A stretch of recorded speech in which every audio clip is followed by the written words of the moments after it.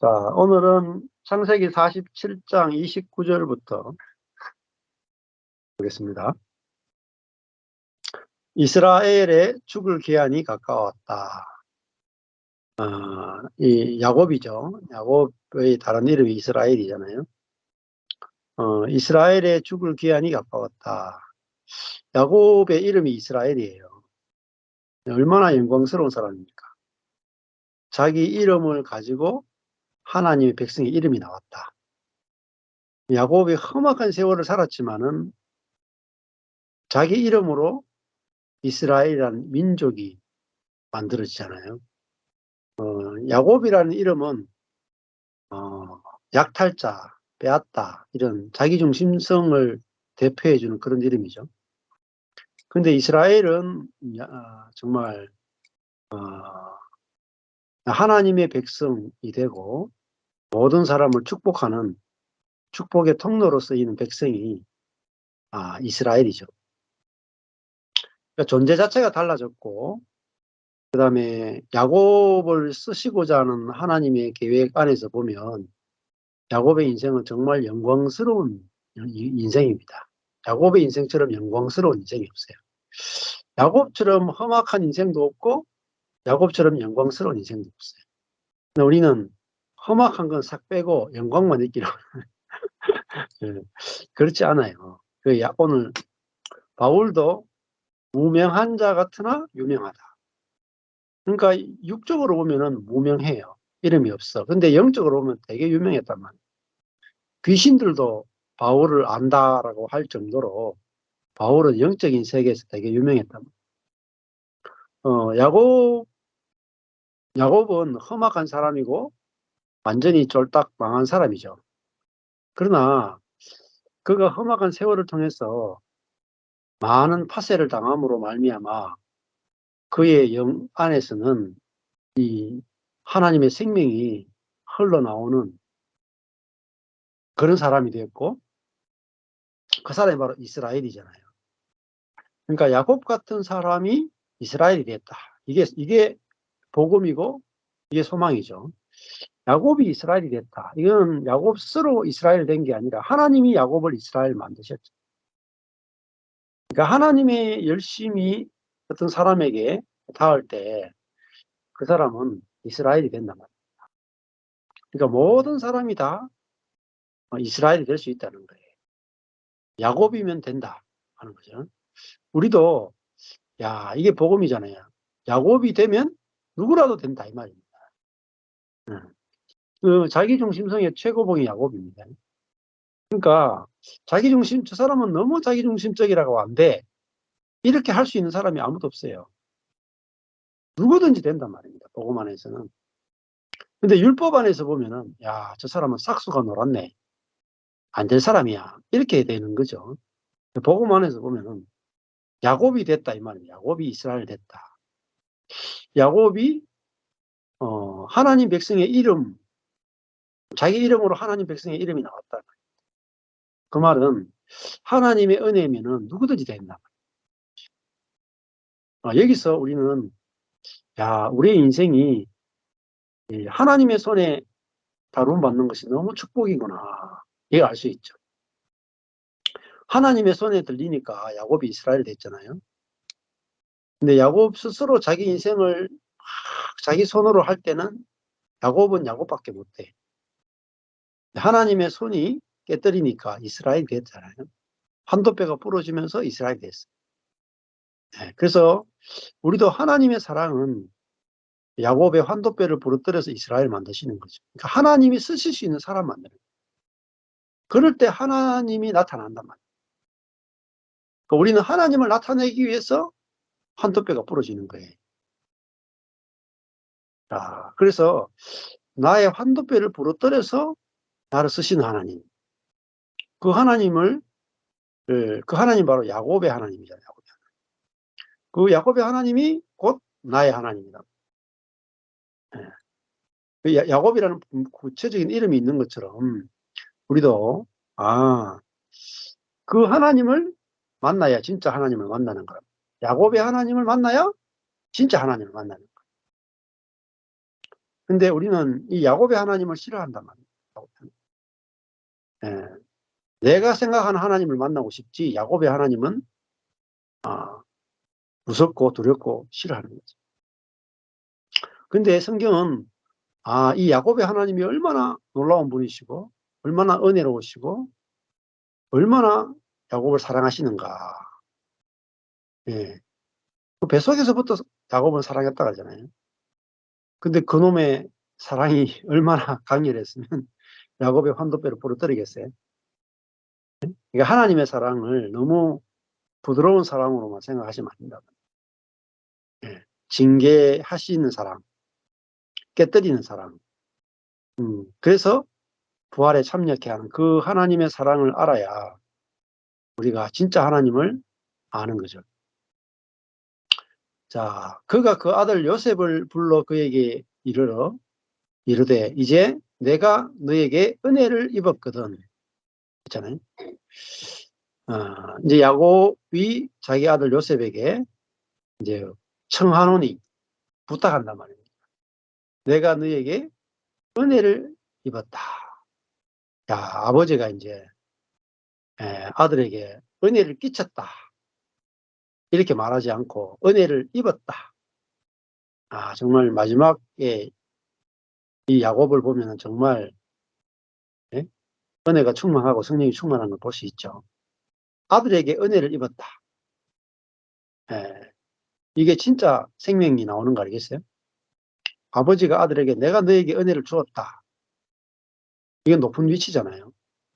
근데 내가 너에게 은혜를 얻었다면 청하건대 아들에게도 부탁하잖아요. 아들에게. 자, 이게 이제 야곱이 이스라엘 됐다는 증거잖아요. 상대방의 은혜가 보이는 거. 자기 아들의 은혜가 보이는 거. 이게 생명이 나오는 거야. 생명. 우리도 어떤 형제의 은혜가 보이고 배우자의 은혜가 보이고 자녀의 은혜가 보이면 뭐 선하게 판단이 안 나오겠죠. 감사가 나올 거 아니겠습니까?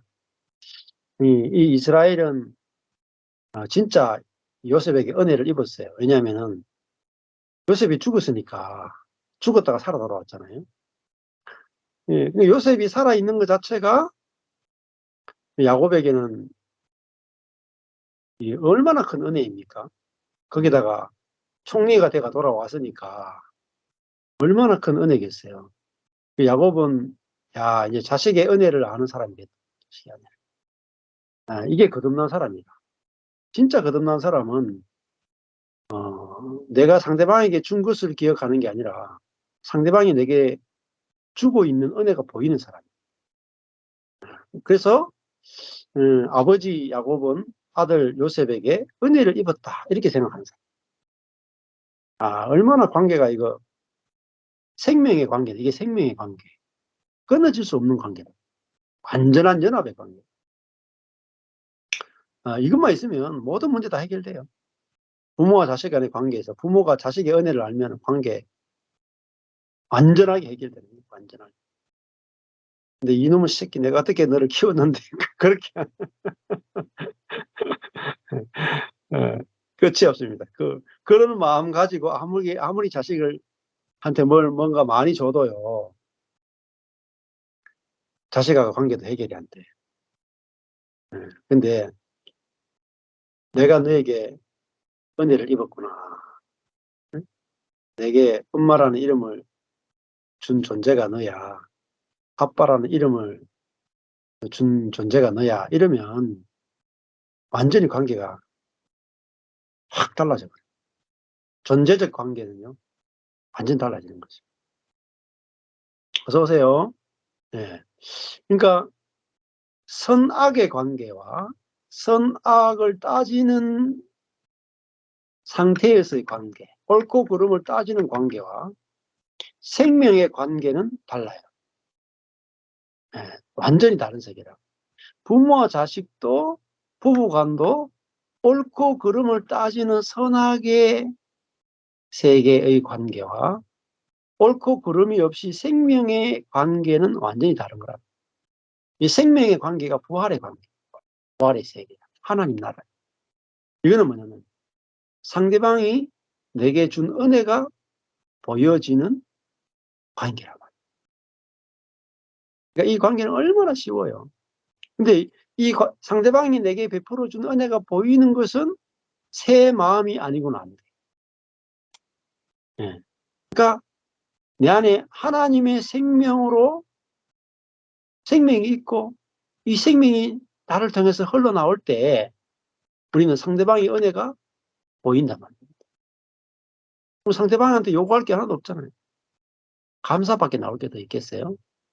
이 관계는 끊어질 수 없는 연합의 관계를 누리는 거죠. 그러면 내가 상대방의 은혜를 깊이 아는 이 관계로 상대방을 만나게 되면 그게 상대방에게 생명이 들어가 버려야 돼. 그러면 그 상대방을 살린단 말이야. 정말 변화되지 않을 그 사람 속에 생명이 들어가면 그 생명이 그 사람을 생명의 사람으로 만든 거예요. 물론 다 그렇다는 건 아니에요. 이것도 하나님께서 일하시는 관계 안에서 이루어지는 거예요. 자, 야곱이 아들 요셉에게 부탁을 하죠. 청하노니 너희의 손을 내 환도뼈 야레크 허리죠. 환도뼈 아래 넣어서 야곱이 환도뼈가 위골된 사람 아닙니까? 예. 근데 이 환도뼈는 결국은 허리, 기초, 힘의 근원이라고 볼 수 있죠. 여기 이제 그 환도뼈 아래 넣는다는 말은 이제 확실하게 맹세한다는 거죠. 맹세. 예. 그런 의미로 이제 이 생명이 나오는 것이잖아요. 환도뼈가. 나를 인해를 말해 헤세드, 하나님의 사랑을 말해요. 헤세드. 나를 헤세드, 사랑과 또 성심으로 그런 신실함으로 대접하여 사랑과 어, 진리, 사랑과 진리로 행해서 그게 부탁하기를 애굽에 장사하지 않기로 맹세해달라 이렇게 말하죠. 그러니까 야곱은 자신이 애굽에 묻히기를 원하지 않았단 말이에요. 자, 그 말은 뭐겠어요? 야곱은 아브라함과 이삭과 야곱에게 하나님께서 약속해 주신 가나안 땅에 묻히기를 원했다. 그러니까 애굽의 영광보다 가나안이 더 영광스럽게 보였다. 그렇게 큰 애굽에 가서 굉장한 대접을 받고 너무너무 애굽이 살기가 좋잖아요. 특히 아들이 총리가 돼 있으니까 애굽에서 장래를 지내고 싶지 않겠어요? 죽고 싶지 않겠어요? 근데 야곱은 아직까지 가나안이라 해봤자 아버지 뭐 할아버지 아브라함 이삭이 묻혔던 그 막벨라 굴 하나밖에 없어요. 땅이라고 해봤자. 근데 그 손바닥만한 땅이 있는 그 가나안으로 자기를 장사해 주기를 맹세해달라고 부탁한다는 것은 이 야곱이 하나님이 약속해 주시는 그 땅을 가장 소중하게 여겼다는 거예요. 그러니까 그 가나안 땅은 다른 말로 하면 하나님의 나라라 생각. 이 애굽이라고 하는 세상보다 가나안이라고 하는 보기에 너무너무 초라하고 손바닥만한 땅이 있지만은 하나님의 나라를 더 기뻐하고 소중하게 여긴 거죠. 그 우리도 마찬가지입니다. 우리가 이 세상의 욕망을 따라서 우리 인생을 사는 것보다 우리 마음에 이루어지는 하나님의 나라, 형제자매 안에서 이루어지는 하나님 나라, 가족 안에서 이루어지는 하나님 나라, 교회 안에서 이루어지는 하나님의 나라가 더 좋아 보이는 거, 이게 중요합니다. 근데 이게 보여져야, 경험돼야 좋아 보이겠죠. 그러면은 그 애굽에서 이렇든 저렇든 별로 중요하지 않게 되고요. 애굽에서 목축업을 해도 괜찮은 거예요. 자, 그래서 이 야곱은 세상 나라보다 이제 하나님의 나라를 더 소중하게 여기기 때문에 맹세해달라 이렇게 부탁을 하게 되죠. 그래서 애굽의 총리의 가문으로 거기서 영화를 누리는 것보다 하나님 나라에서 문지기로 사는 것이 더 영광스럽게 보이는 거죠. 이게 뭐냐면은 완전히 새 마음이란 말이야. 완전히 다른 사람이 됐다. 진짜 다른 속이 완전히 뒤집어졌다. 30절에 그러니까 사실은 그리스도인이 된다는 것은 마음이 달라지는 거예요. 예배를 드리느냐, 기도하느냐, 금식하느냐, 성경을 읽느냐, 이게 중요한 게 아니에요. 그리스도인이 된다는 것은 새로운 피조물이 된다는 것이고, 예수님의 십자가와 부활과 승천으로 말미암아 우리가 예수와 함께 죽고 예수와 함께 부활해서 새로운 피조물이 된다는 것은 새로운 마음으로 살게 되는 거예요.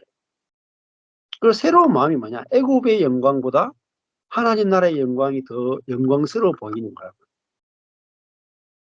그러니까 새 마음이 나오는 거예요. 새 마음은 뭐냐면은 이타적인 마음이 나오는 거예요. 이타적인 마음. 그 이타적인 마음은 뭐냐면 상대방을 살리는 마음이 나와요. 근데 그 상대방을 살리는 마음이 나올 때 천국이 펼쳐지는 거예요. 천국은 어디 있느냐? 마음에서 만들어요. 마음에서 새 것이 나와야만 천국이 돼요. 근데 마음에서 자기중심적인 마음이 나오는 이상은 절대 천국이 안 돼. 그러니까 자기 마음으로 사는 상태는 천국에 들어갈 수 없어요. 그러니까 네가 이 요한복음에서 위로부터 태어나지 아니하면, 거듭나지 아니하면은 천국을 볼 수 없다. 천국에 들어갈 수 없다 할 때 그 천국을 죽어서 가는 천국을 말하는 게 아니고 사실은 이 땅에 임해 있는 하나님의 통치를 말합니다. 하나님의 통치는 뭘로 이루어지느냐면은 성령으로 이루어져요. 성령. 그러니까 우리 안에 있는 성령이 우리에게 뭐죠? 새 마음이란 말이에요. 새 마음. 그 새 마음은 뭐죠? 내가 죽어서 상대방을 살리는 마음이잖아요. 그러니까 그 예수님 안에 있었던 성령이 예수님의 부활, 십자가의 죽음과 부활을 통해서 예수님 안에 있던 성령이 나온 거란 말입니다. 그 예수님 안에 있던 성령은 무슨 성령이에요? 예수님 속에서 뭘 했어요? 내가 죽어서 아버지를 영광스럽게 하기 원한다. 내가 죽어서 저 사람들을 살리기 원한다 하는 그 영이 성령이잖아요. 근데 그 성령이 우리 안에 들어왔단 말이에요. 그리고 이 성령은 내가 죽어서 아버지를 영광스럽게 하고 내가 죽어서 형제를 살리려고 하는 새 영이고 새 마음이다. 자, 이 마음이 있으면은 어떻게 되겠어요? 상대방이 아무리 이기적으로 해도, 그죠? 상대방이 아무리 이기적이라도 내 안에 새 마음이 나오면은 이 이기적인 사람을 이겨버린단 말이에요. 이것이 진짜 이기는 거예요. 그래서 성령이 아니고는 인간의 문제는 절대 해결되지 않습니다. 새 마음이 아니고는 인간의 문제는 다 원점이에요. 그래서 하나님의 해결책은 뭐냐면 새 창조, 새 창조, 새로운 피조물, 새 마음, 새 영입니다. 새 마음. 자, 그래서 구약에도 야곱이 이스라엘 됐다 하는 게 뭐겠어요? 완전히 다른 존재가 됐다는 거예요. 완전히 다. 이름이 바뀌었다 하는 건 존재가 바뀌었다. 근데 존재가 어떻게 바뀌었느냐? 야곱이 환도뼈가 부러지니까 이스라엘 됐다. 어떻게 부러졌습니까? 하나님이 환도뼈를 부러뜨려 줬습니다. 힘의 근원, 생명의 근원을 잘랐단 말이에요. 그 말은 왜겠어? 구약 때도 예표적으로 마음이 할례됐단 말이에요. 마음을 잘라냈다. 타락하고 부패한 마음을 잘라내는 걸 마음의 할례라고 합니다. 그러니까 하나님이 그 마음의 할례를 시키신 거죠. 자, 그러니까 이제 이 야곱에게서 그 하나님의 이 자기 육적인 마음이 잘라져 나가고 하나님의 마음이 묻어져 나오는 부분적이에요. 완전하지는 못해요. 구약이니까. 자,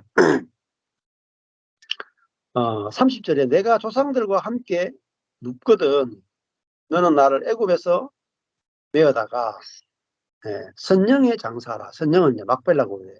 무덤에 나를 장사하라. 요셉이 가로되 내가 아버지의 말씀대로 행하겠습니다. 그러니까 아버지의 유언이니까 요셉이 무슨 말씀하십니까? 여기가 더 좋습니다. 하지 않고 요셉이 아버지 말씀 그대로 하겠다고 이야기하는 거죠. 31절에 야곱이 또 가로되 내게 맹세하라. 이게 그냥 약속해가지고는 안 지킬 가능성이 있으니까 맹세하라 그러면서 이 맹세를 하죠. 그래서 샤바 맹세하는 거예요.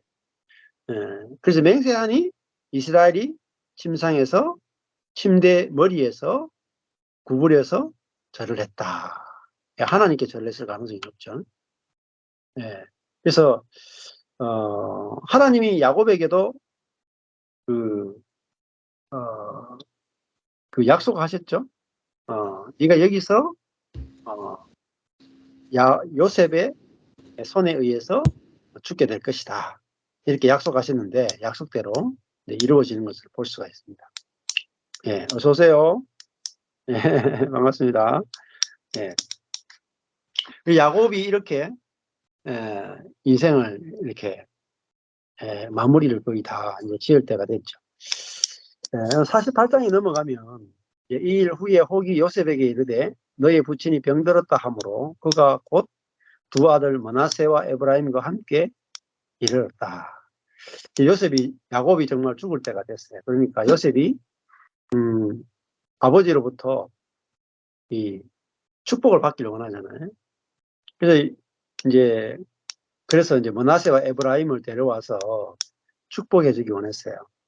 근데 2절에 보면 혹이 야곱에게 고하되 네 아들 요셉이 네게 왔다 하매 이스라엘이 힘을 내어 침상에 앉았다. 축복해 주기 위해서 이제 일어났어요. 야곱이.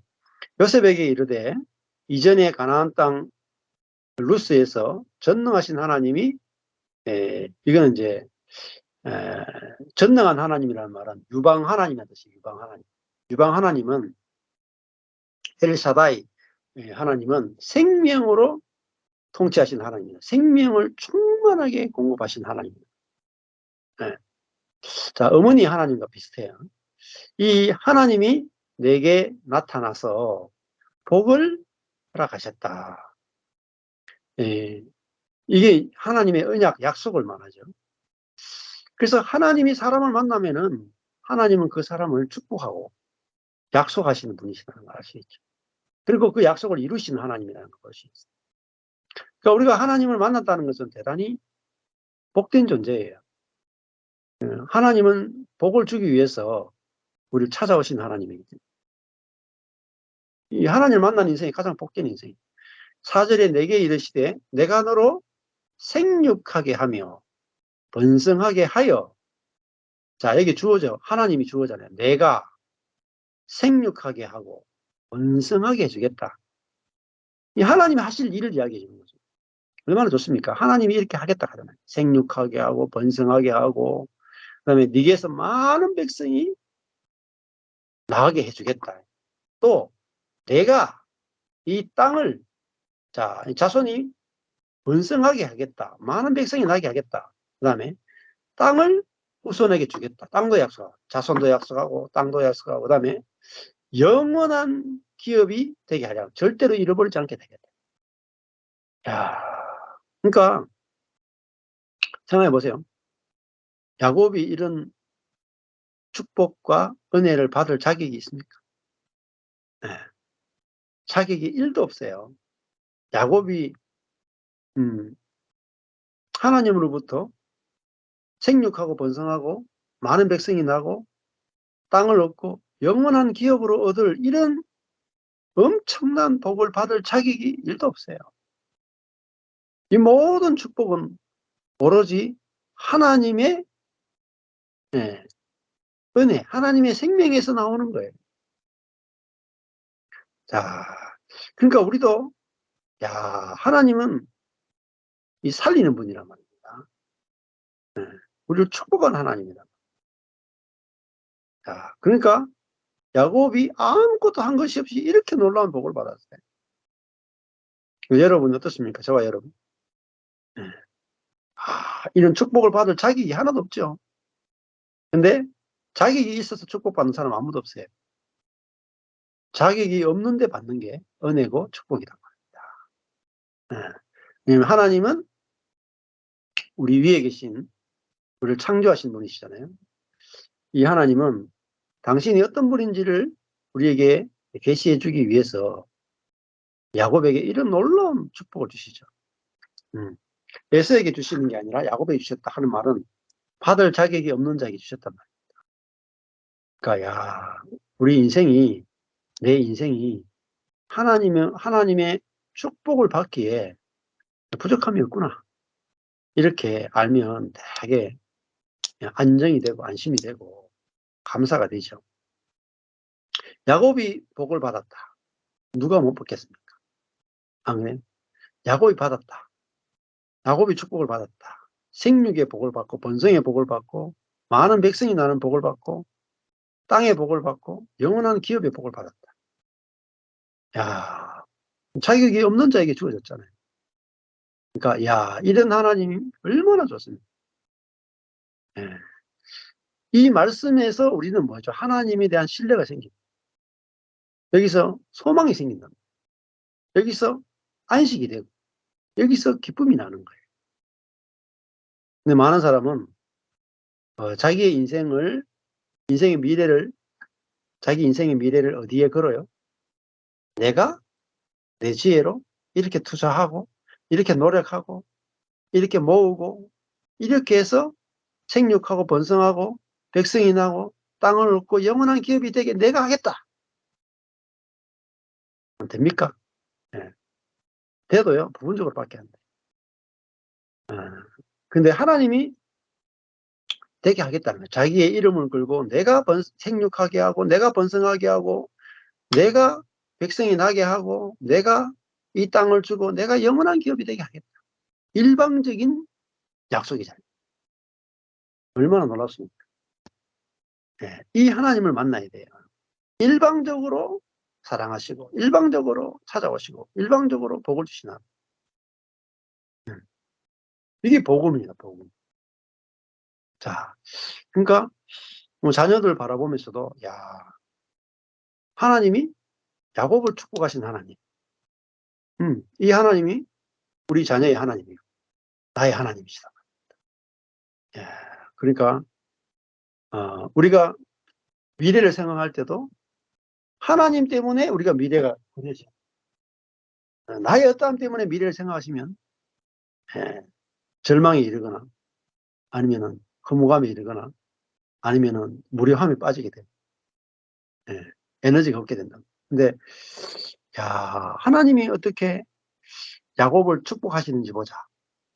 하나님이 야곱에게 축복한 그 축복이 어떻게 이루어지는가 보자. 창세기를 쭉 살펴보세요. 하나님이 야곱에게 약속하시고 축복하신 그것이 결국은 다 성취돼. 다 성취되는. 하나님의 신실하신 하나님, 약속에 신실하신 하나님. 안 될 것 같았지만 끝에 가니까 모든 것이 합력하여 다 복이 되가 돌아와요. 자, 근데 이 하나님께서 이렇게 약속하시잖아요. 약속하시면 하나님은 약속은 반드시 지켜야 돼요. 못 지키면요, 생명을 거는 게 생명. 그래서 이 야곱도 요셉에게 환도뼈에 넣고 맹세했단 말이에요. 그건 자기 생명을 걸었다는 말이에요. 생명을 걸고 하란 말이에요. 하나님도 우리에게 말씀하실 때 자기 존재를 다 거신단 말이에요. 그럼 이거 아셔야 돼요. 하나님은 말과 존재가 일치하는 분이에요. 자신이 말씀하시는 대로 하지 않으면 자기 존재가 사라지는 거예요. 그래서 하나님은 일향 미쁘시니, 하나님은 완전하게 신실하시니 자기를 부인할 수 없다. 이 중에 하나님은 자기를 부인할 수 없다. 하나님은 자기의 신실하심을 포기할 수 없다. 하나님이라는 이름을 내걸고 말과 행동이 다르다.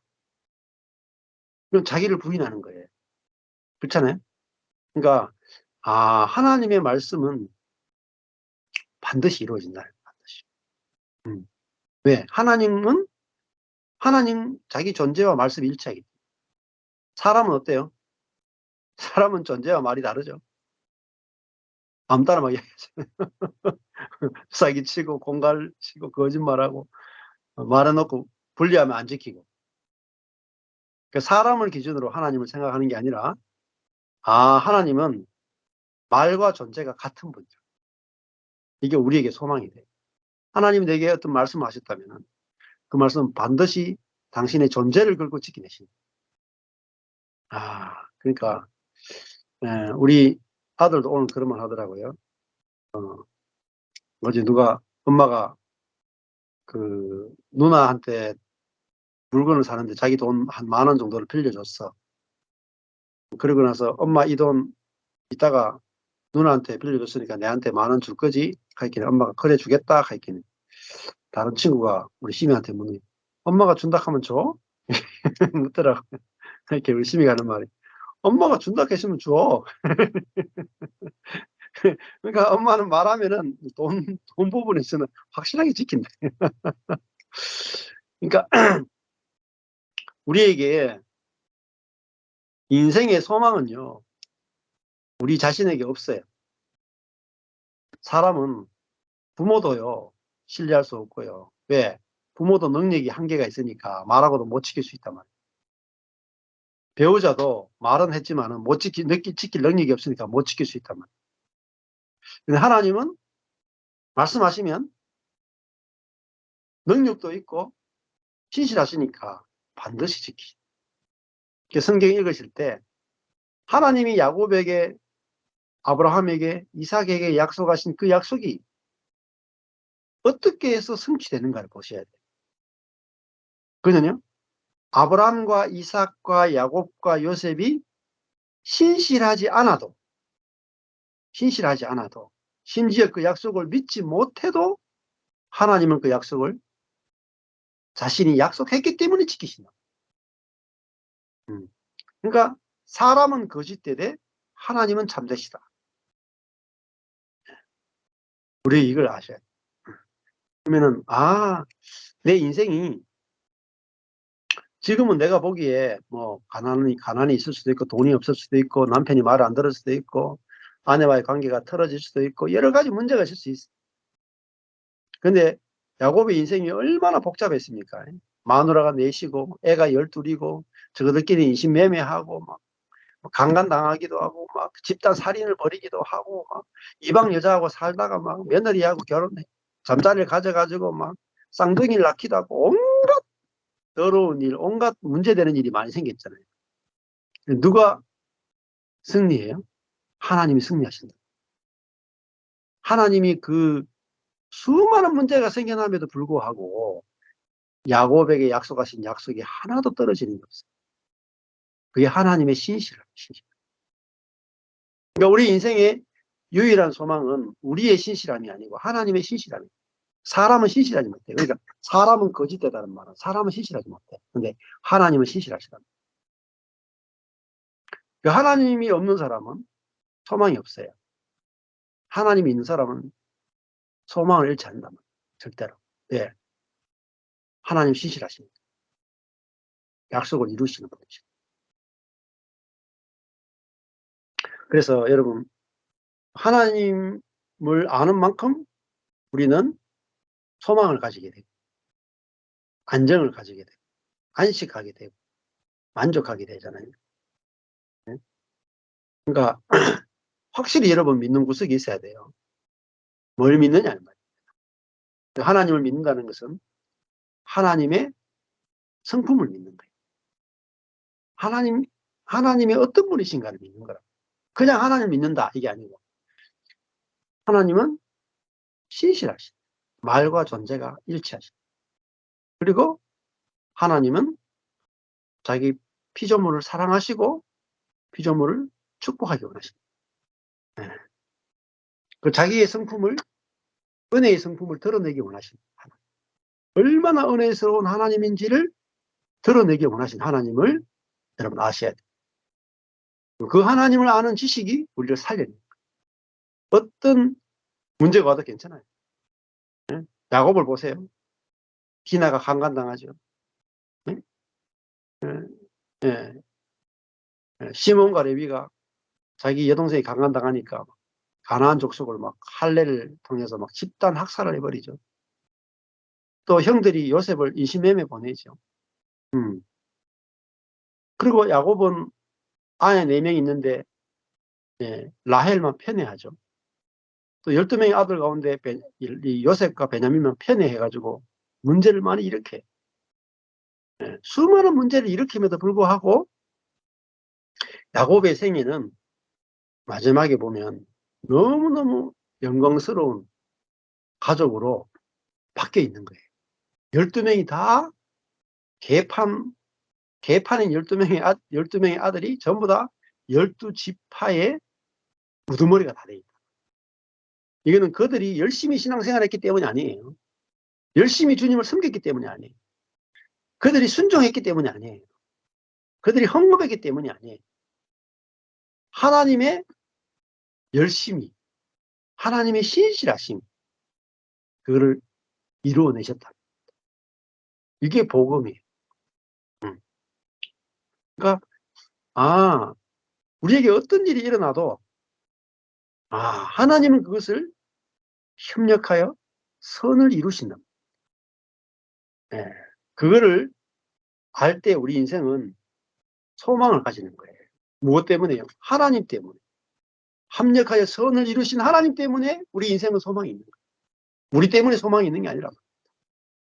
그러니까 욥의 인생도 하루아침에 10명의 자녀를 잃어버리고 하루아침에 전 재산을 다 잃어버려도 자기 건강까지 문제가 생겨도 소망을 잃지 않을 수 있는 것은 갑절의 복으로 바꾸어내실 하나님이 계시기 때문에.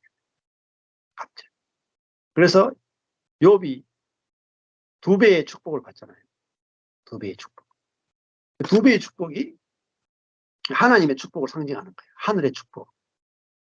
그러니까 여기도 보면은 그 야곱이 축복하는데 요셉의 2 아들이 나오죠. 에브라임과 므낫세가 오잖아요. 근데 그 에브라임이 나중에 되면은 이게 축복을 받아요. 에브라임. 근데 이게 에브라임이 결국은 갑절의 복을 상징한대요. 갑절의. 네. 그래서 하나님이 사람에게 계획하신 은혜는 상상을 초월하는 은혜를 예배한 것이다. 그 가장 큰 하나님의 은혜를 다 합치면 뭔지 아세요? 하나님의 은혜를 다 합치고 마지막에 딱 엑기스, 하나님의 모든 축복의 엑기스가 뭔지 아세요? 성령입니다. 성령. 그러니까 성령이 우리 안에 오시면은 모든 하나님의 축복이 성령님을 통해서 다 나타나요. 왜 그러냐면 성령은 하나님의 마음이거든요. 그러니까 우리가 하나님의 마음으로 살게 되면 모든 것을 다 이기게 되고 모든 것이 다 만족스러워 보이고 모든 악과 고난에서 다 해방되는 거예요. 그래서 성령을 구하고 찾고 두드려라 이렇게 말해요. 그것만이 인간에 대한 유일한 해결책이고 하나님의 최종적인 은혜는 성령 주심. 그 성령이 어떤 성령이냐면 예수님 안에 있었던 성령이라고. 예수님 안에서. 그래서 예수님이 안에서 십자가에 죽고 부활하고 승천하게 만들었던 그 성령이다. 그 성령이 우리 안에 와서 우리를 십자가에서 옛사람을 죽이고 우리에게 부활의 생명으로 살게 하고 하나님의 생명으로 모든 것을 보고 통치하고 다스리게 하는 영이 바로 성령입니다. 예수님 안에 있던 그 성령이 우리 안에 들어와서 우리도 예수님이 가셨던 길을 가게 하고 예수님이 생각했던 걸 생각나게 하고 예수님이 말했던 걸 말하게 하고 예수님이 살았던 삶과 일을 동일하게 하게 만드는 거예요. 다시는 우리가 성령을 받는 것은 어마어마한 예수님 안에 계셨던 그 성령을 우리가 받아서 예수님이 살았던 삶이 우리에게 재현되게 하는 이것이 되면 우리에게 모든 악과 고난이 다 해방이 되는 거예요. 예수님처럼 내 뜻대로 마옵시고 아버지 뜻대로 하옵소서 하는 기도가 나오게 합니다. 그 기도가 나온다는 것은 문제가 사라지잖아요. 내 뜻이 없으니까. 내 뜻대로 마옵시고 아버지 뜻대로 하십시오. 그거는 새로운 마음이에요.